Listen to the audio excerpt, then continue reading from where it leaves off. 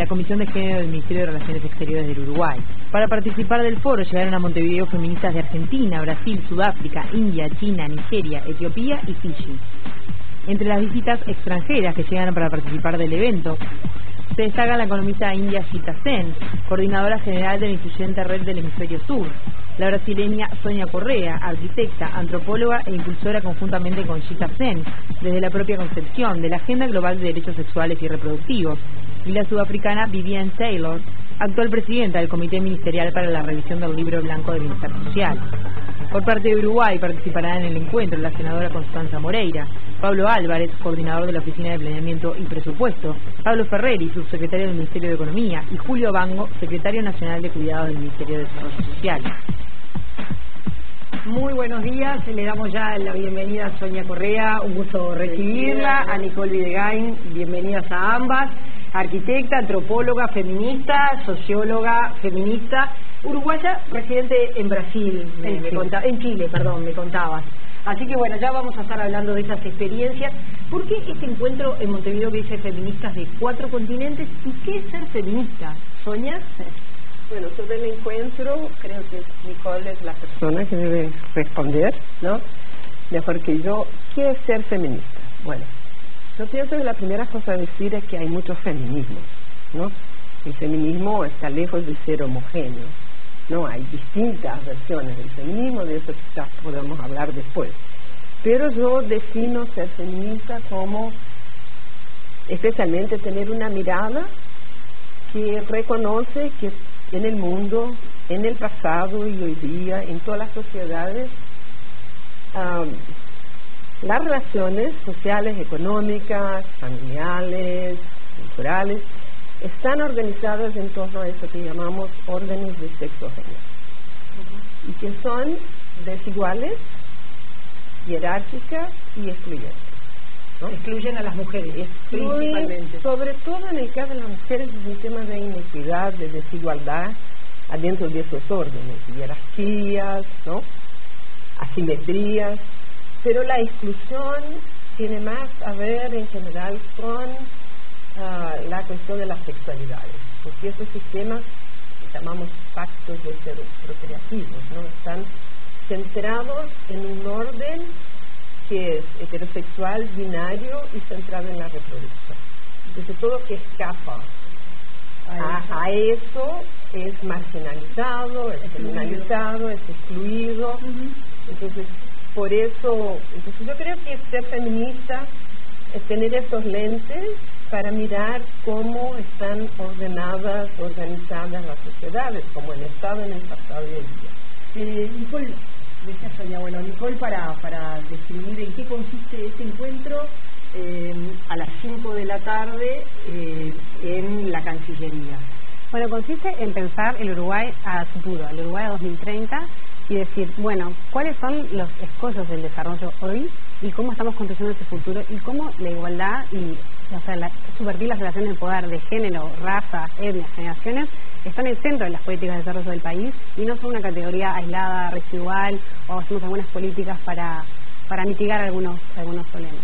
Entonces, la idea es invitar a toda la población, primero, a que converse con el gobierno, que el gobierno tiene un rol fundamental en Naciones Unidas en promover una agenda avanzada, tanto en derechos sexuales y reproductivos, en importancia de la redistribución social de los cuidados, empezar patrones de producción y consumo sostenibles, y todo eso se ha aprobado a nivel de Naciones Unidas en septiembre. Se hizo una agenda con 17 objetivos, también se impulsó el Consejo de Montevideo, que son todos documentos muy potentes, muy buenos, pero bueno, ahora es la hora de la implementación.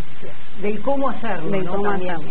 Sonia, quizás mucha gente no sepa, en el Uruguay, cuando hay una encuesta, un trabajo, y se dice, bueno, ¿quiénes son los pobres? Y los pobres, fundamentalmente, son las mujeres jóvenes. Y los jóvenes, y los niños, pero la clave está en que esas mujeres jóvenes son pobres y reproducen esa pobreza. Sí, el tema de la feminización de la pobreza y de la reproducción de la pobreza por la vía de las mujeres es un tema que ha sido muy debatido en el feminismo, ¿no? Incluso porque hay críticas a eso, ¿no? Es una mirada que muchas veces deja de lado el reconocimiento de las inequidades, o sea, focaliza exclusivamente en pobreza de una manera muy instrumental, ¿no? Pero efectivamente lo que pasa es que es curioso eso en América Latina, porque en muchos otros lugares la incidencia mayor de la pobreza sobre las mujeres, con efectos sobre las generaciones subsecuentes, tiene que ver con falta de acceso a educación. Y en el caso de América Latina vivimos una situación al revés. Si mira todos los datos de la región en general, tenemos eso que se llama la inequidad inversa de género. Las mujeres están teniendo desempeños mucho mejores en términos educativos en todos los niveles. El problema más grave de educación está con los varones, los niños, ¿no? Que tienen sus desempeños educacionales son peores que de las niñas, ¿no? Eso pasa en el Uruguay. Hoy cuando vemos cómo es la matrícula universitaria, vemos que hay más mujeres estudiando estudios terciarios que varones, ¿no? Por ejemplo, estudios en Brasil te muestran que hay una inequidad que pasa de las mujeres blancas a las mujeres negras, a los hombres blancos, a los hombres negros. Los hombres negros son los que tienen una situación educacional peor, ¿no?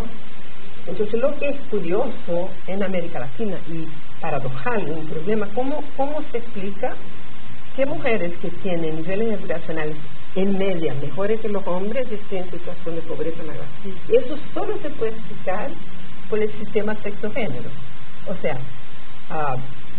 lógicas de asimetría en la familia que están impidiendo a las mujeres tener acceso al ingreso, al trabajo, asimetrías de género en el mercado de trabajo que hace que en media en la región las mujeres con niveles educacionales iguales, capacidades profesionales iguales, están ganando en media 30% a menos que los hombres. Eso no se explica por racionalidad económica, ¿no? Son lógicas de sexo-género. Por ejemplo, en Brasil los estudios muestran que las mujeres ganan menos porque trabajan menos horas por semana. ¿Y por qué trabajan menos horas por semana? Porque tienen que tener más flexibilidad para cuidar de las tareas domésticas.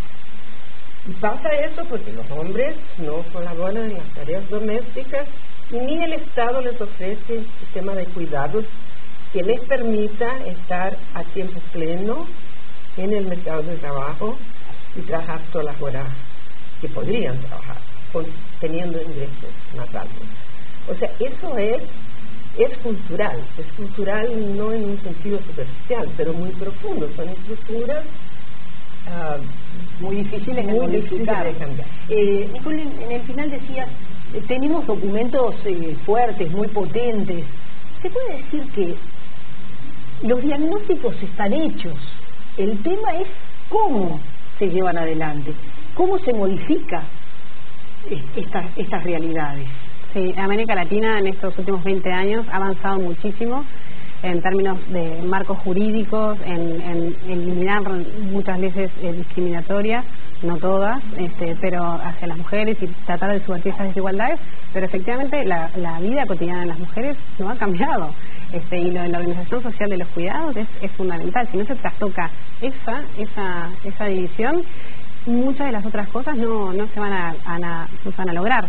Entonces, lo que efectivamente queremos ahora es pensar una nueva forma también de hacer política, porque tenemos que mirar la realidad de una forma mucho más compleja y tener una respuesta política que esté acorde. No solo pensar la política económica por un lado, la política social por otra, y la ambiental como una cuestión así totalmente secundaria, sino que tenemos que pensar una política pública que sea efectivamente integral y que aborde las problemáticas de forma integral.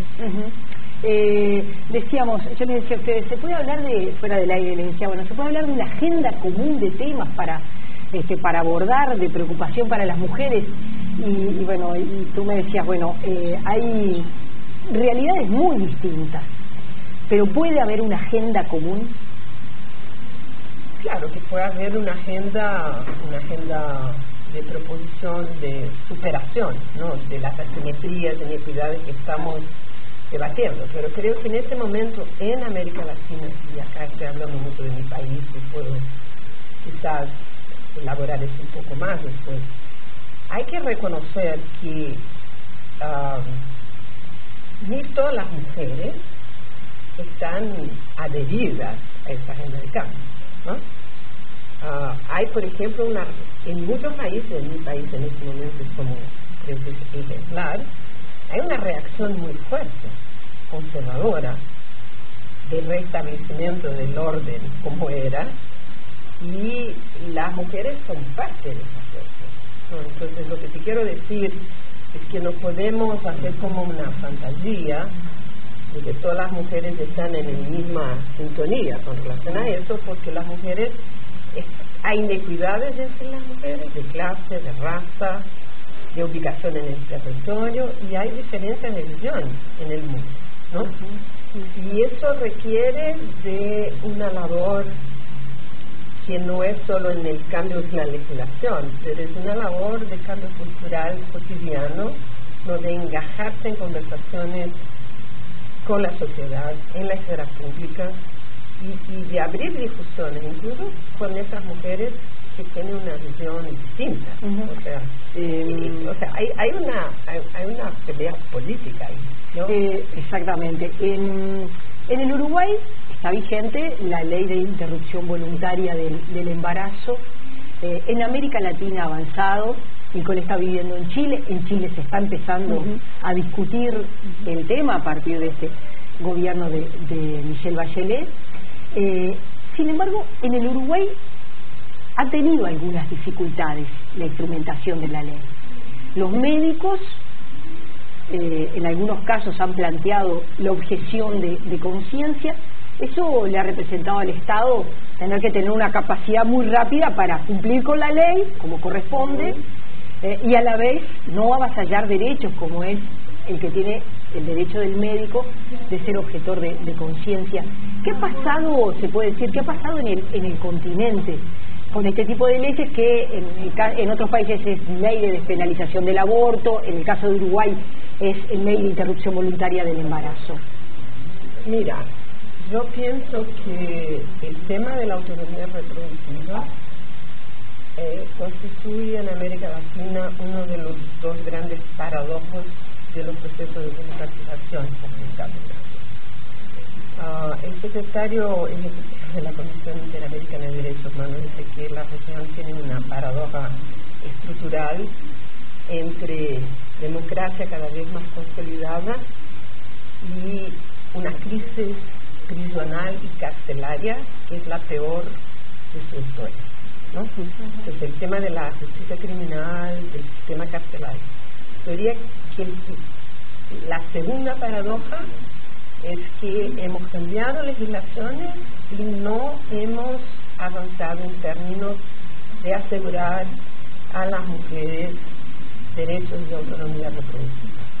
La jueza Ginsburg de la Corte Suprema norteamericana dice con toda razón que la autonomía reproductiva es un requisito para la participación pública de las mujeres. En la región tenemos apenas un país que ha cambiado la legislación nacional, pues en años recientes, que es Uruguay, ¿no? El otro caso es del Distrito Federal de México, que ha resultado en una reacción de retroceso brutal en los otros estados del país, incluso con la adopción de legislaciones de constituciones estaduales con derecho a vivir desde la Constitución, como reacción a las reformas del Distrito Federal.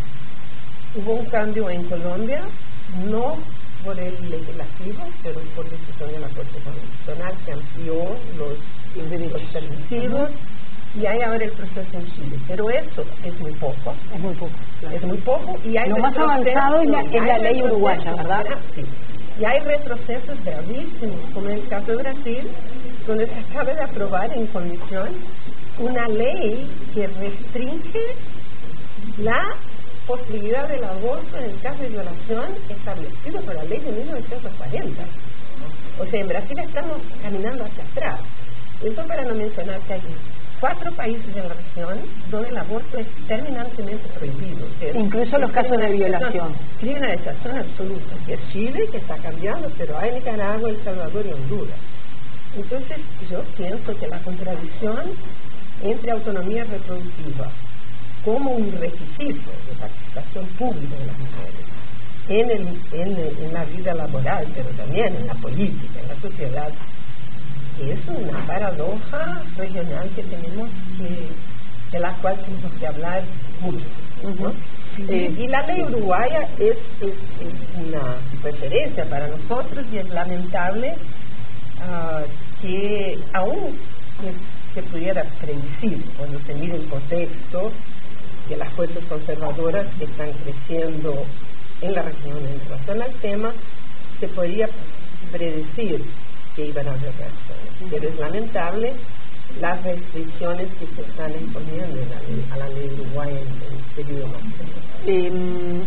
En el caso del encuentro de esta tarde, va a participar el subsecretario de Economía, porque parte del encuentro está dedicado a las relaciones económicas, a las relaciones también políticas y sociales de la mujer, Nicole.